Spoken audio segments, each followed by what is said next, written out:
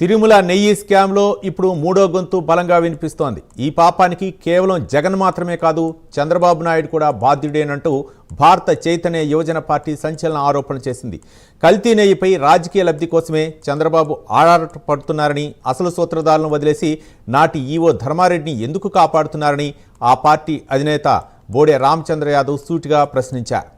టీటీడీకి సొంత డైరీ ఏర్పాటు చేయటమే శాశ్వత పరిష్కారమని, తాను 1000 గోవులు ఇస్తానన్నా ప్రభుత్వం పట్టించుకోవట్లేదని ఆయన ఆవేదన వ్యక్తం చేశారు. ప్రభుత్వాలు మారినప్పుడల్లా ఏజెంట్లు మారుతున్నారు తప్ప తిరుమల పవిత్రతను కాపాడటం లేదని, ఈ పాపలో ఇద్దరు నేతలకు భాగం ఉందని బీసీవై పార్టీ ఆరోపిస్తున్న వేళ ఏపీ రాజకీయాల్లో ఇది కొత్త దుమారం రేపుతోంది.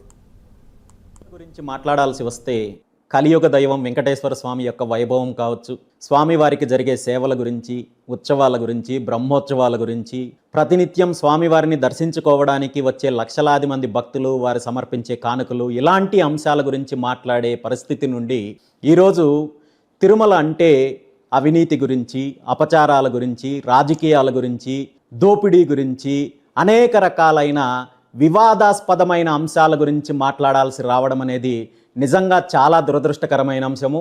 దీనికి సంబంధించి ప్రపంచవ్యాప్తంగా ఉన్న కోట్లాది మంది స్వామివారి భక్తులు, హిందువులు మనోవేదనకు గురవుతున్నారనేది వాస్తవము. సాక్షాత్తు ముఖ్యమంత్రి చంద్రబాబు నాయుడు గారు గత ప్రభుత్వ హయాంలో తిరుమలలో స్వామివారికి వినియోగించే నైవేద్యంలో వాడే నెయ్యిలో, అదేవిధంగా లడ్డూ ప్రసాదంలో వినియోగించే నెయ్యిలో కల్తీ జరిగింది, ఏదైతే నిషేధిత వస్తువులు ఉన్నాయో వాటిని కల్తీ నెయ్యిలో వాడారు, దానివల్ల అపచారం జరిగిందని చెప్పి ఒక తీవ్రమైన ఆరోపణ చేశారు.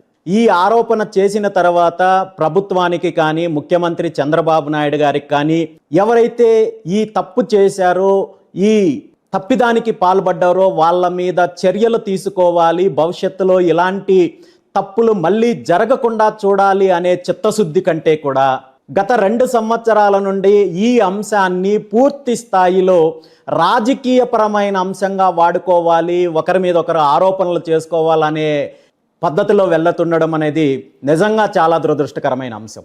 నిజంగా ప్రభుత్వానికి చిత్తశుద్ధి ఉంటే, ముఖ్యమంత్రి చంద్రబాబు నాయుడు గారికి చిత్తశుద్ధి ఉంటే, మీరు అధికారంలో ఉన్నారు, వ్యవస్థలు మీ చేతిలో ఉన్నాయి.